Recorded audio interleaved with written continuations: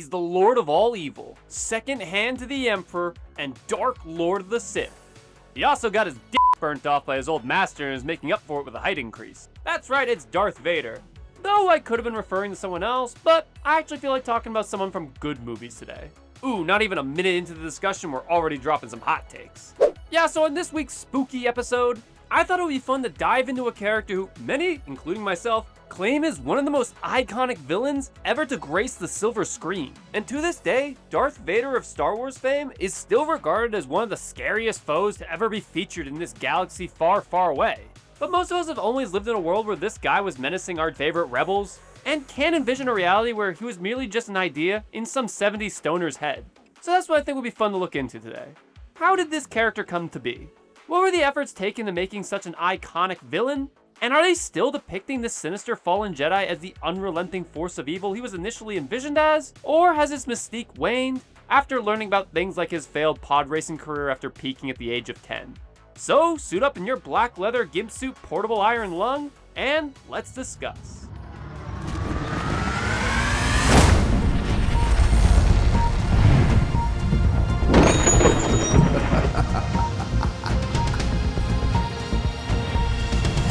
Alright, I get it. I got past the 1,000 subscriber mark, and now I'm thinking, ooh, I'm a big shot now. I can commit the ultimate sin online of having an opinion about Star Wars and expecting no repercussions. But since I too have been a fan of these stories since as long as I could turn on a TV, I figure I was going to talk about it at some point, so let's just get all cards on the table. Yes, I think the franchise peaked with the original trilogy, and nothing else has come quite close to it, except for perhaps Andor, because that series is a goddamn masterpiece. No, I don't give in to the revisionism that the prequels were secretly good. I think they're interesting and definitely leaps and bounds more creatively challenging than the sequels, though I still think that the most interesting thing about them is the fact that George Lucas had unlimited money and complete creative control with them. I haven't been exactly thrilled with what Disney's put out since buying Lucasfilm in 2012, with of course the exception of the first 2 seasons of The Mandalorian and, as I mentioned, Andor. Let's see what else. Oh yeah, well, I recognize that Empire Strikes Back is technically the best Star Wars film ever made. My favorite is still Return of the Jedi for that ending. Also, I don't care what anyone else says, I frickin' love the Ewoks, man.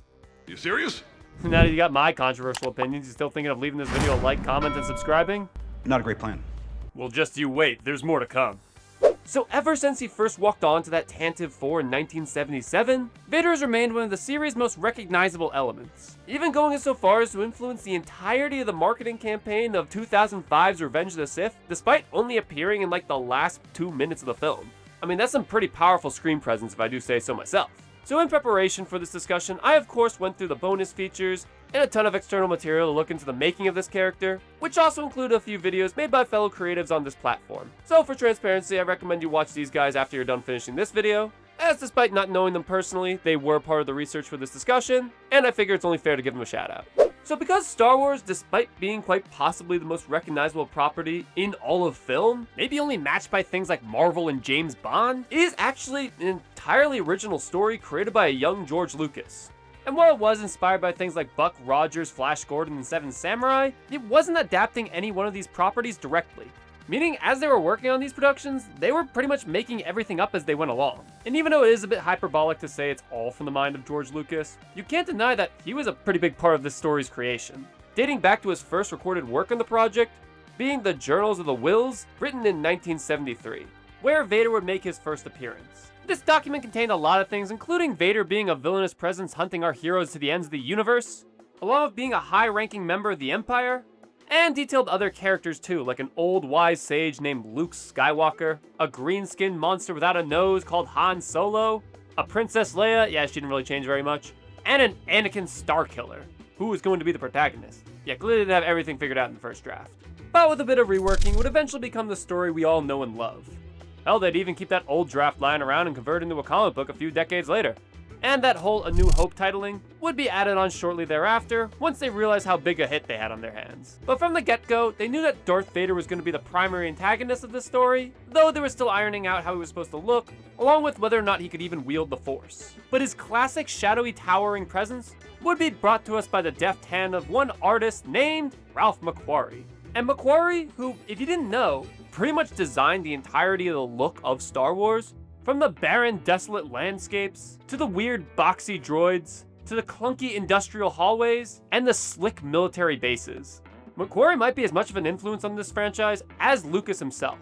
So much so that they're still digging up some of his old art pieces and using them as artistic references for some of the new stuff still coming out. So when he came along, he would make a few tweaks to Lucas's primary antagonist, making him quite a bit taller, standing in an intimidating 7-foot stature, and taking a bit of inspiration from Japanese samurai, as well as implementing some elements from German World War II soldiers. A final touch would be the inclusion of a gas mask, which would also inspire a few other aspects of the character that we'll get into shortly. The crazy thing though is that McQuarrie actually only intended Vader to wear the helmet when he was in like space or something, but considering the fact that no one in the first movie is ever exposed to the vacuum of space, except for maybe like that guy, it was just decided that Vader would wear this bulky helmet for the entirety of his screen time. And the costume itself would only cost about $1,175, which today would just be shy of 7,000 American dollary dues.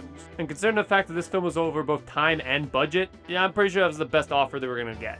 And while the majority of the suit was put together by costume designer John Molo, the helmet in particular would be sculpted by Brian Muir, who after the designs were passed over to him, would sculpt the helmet from clay and then mold into plaster masters, and then construct the end result out of fiberglass. Finally, he would paint it black with a gunmetal silver to help give it that signature sheen.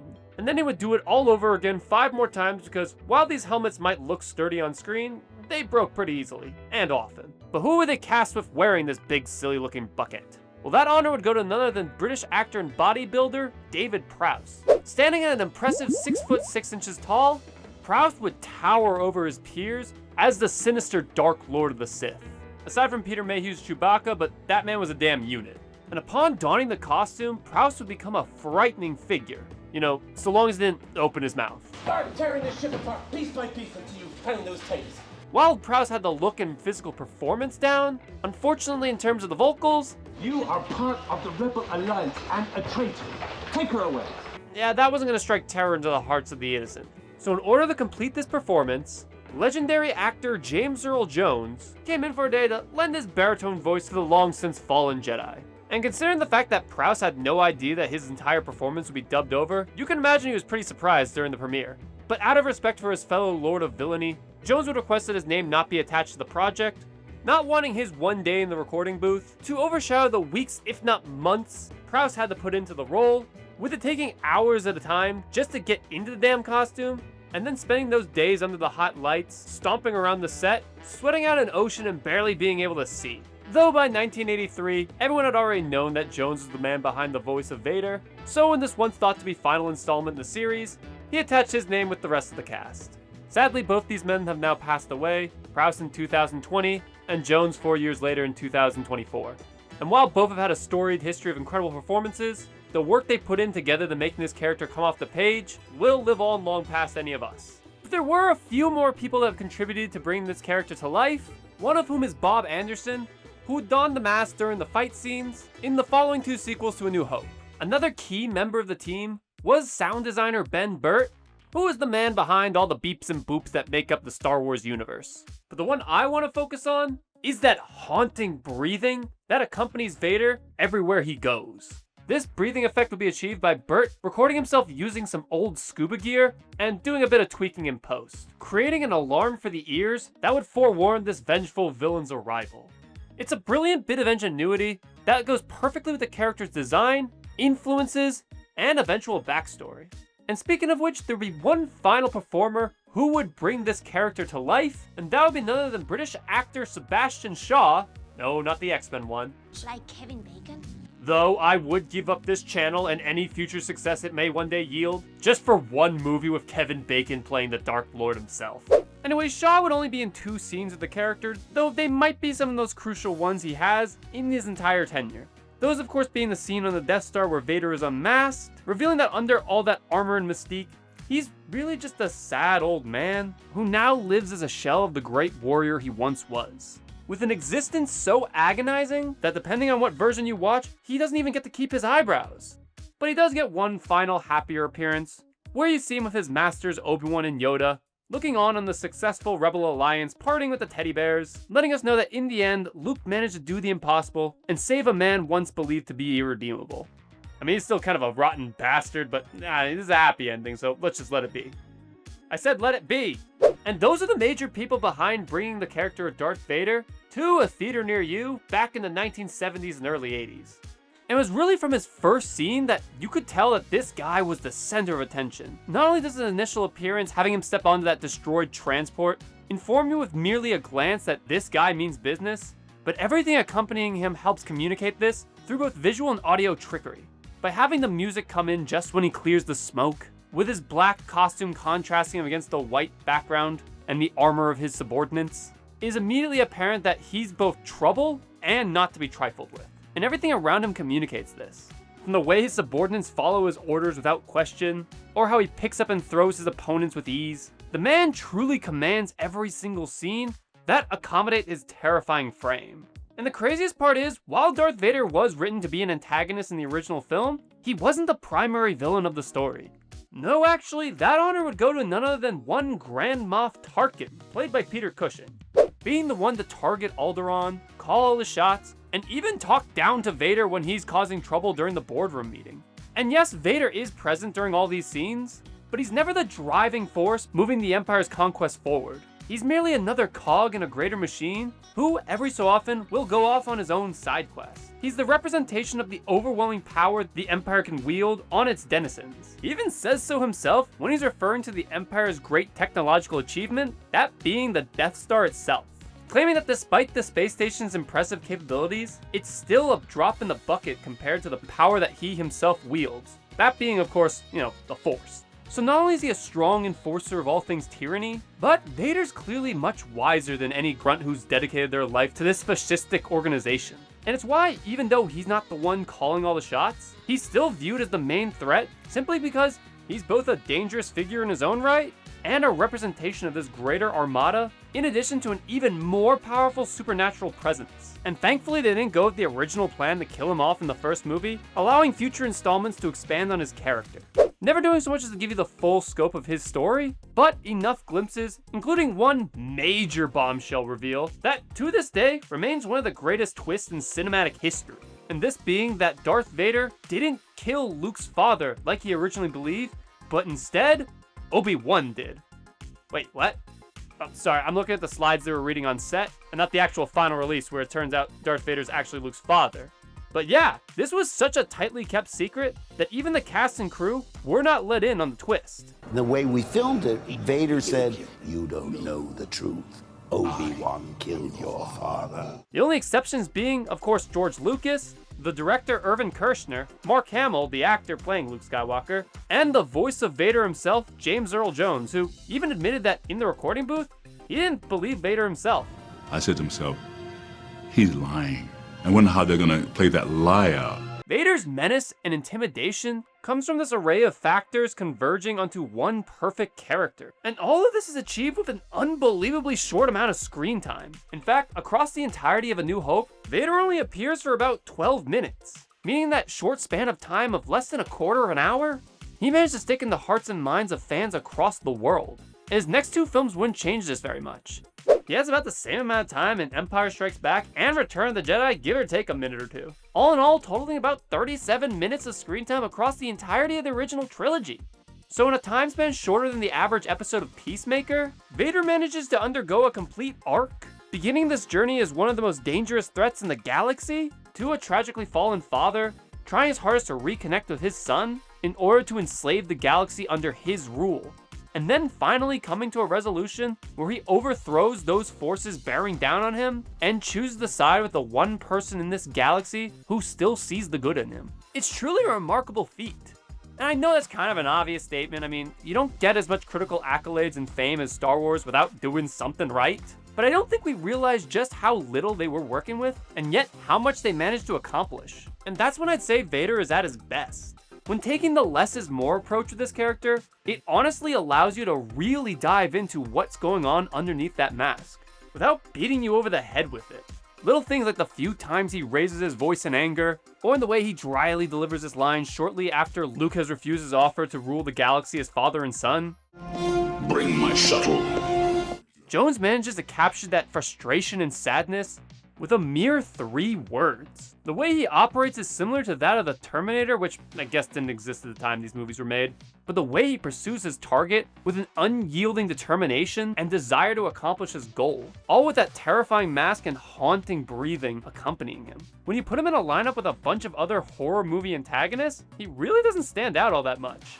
The tall, dark stature, the heavy breathing, all these wouldn't be out of place in something like a slasher or a creature feature. His aura and mysterious presence makes him both equal parts intriguing and terrifying, which leads back to that whole less is more approach. Because as I said, that's where Vader's at his best. The restrictions you get on learning who this man is makes you want those answers all the more, and the slight glimpses you are given paint a picture better than 3 whole movies where he's hanging out with his master, his wife, and those 2 silly droids. Yeah, the prequels, in my opinion, didn't do this character any favors, and this is mostly down to the script and not so much the fault of the actors. Both Jake Lloyd and Hayden Christensen did what they could with what they were given, and in Jake Lloyd's case, I mean, the kid was only like 10 years old, so you gotta cut him some slack. And Christensen has proved that with the right script, he really can deliver on a performance. So much so that I always enjoy getting to see him return to the role whenever the opportunity presents itself. Not to mention, it looks like he's having a lot of fun.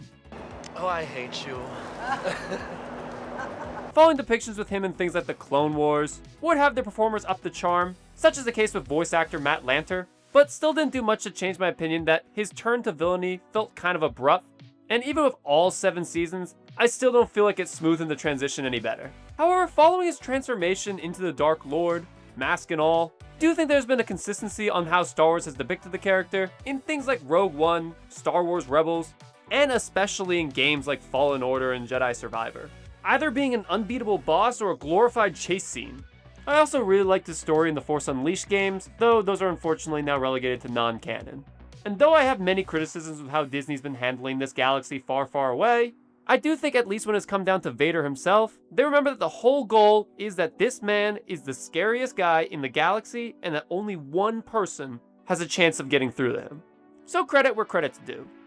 But as we wrap things up, it's important to recognize how much effort went into making such an iconic villain come to life on the silver screen. I said it a million times and I'll continue to repeat, Darth Vader is one of the greatest achievements in film history, capturing the fear and menace that many Dark Lords before him have been able to portray, but in a setting unlike any other, accomplishing so much with relatively little to work with. There is a reason why he stands shoulder to shoulder with so many of the greats, and while there have been some missteps along the way, I am glad to see that despite it all, no matter what comes next, this character will remain one of the greatest villains the medium has ever seen. And he does it all without ever losing his sense of humor. Apology accepted, Captain Nida. The Emperor is not as forgiving as I am. No disintegration.